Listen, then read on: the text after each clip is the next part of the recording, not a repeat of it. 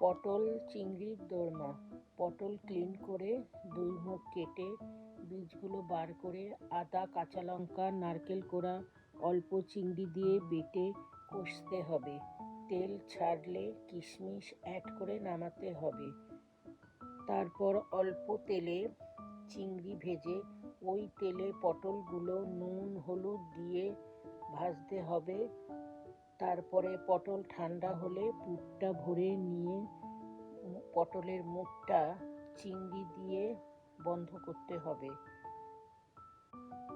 তেলে আস্ত গরম মশলা ফোড়ন দিয়ে নারকেল কোড়া, আদা, কাজু, ধনিয়া, জিরা, লঙ্কার গুঁড়ো দিয়ে একটা মশলা করে ওটা ভাজতে হবে।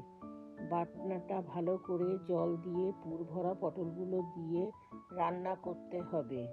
নামানোর আগে ঘি, গরম মশলা, অল্প চিনি দিয়ে নামাতে হবে।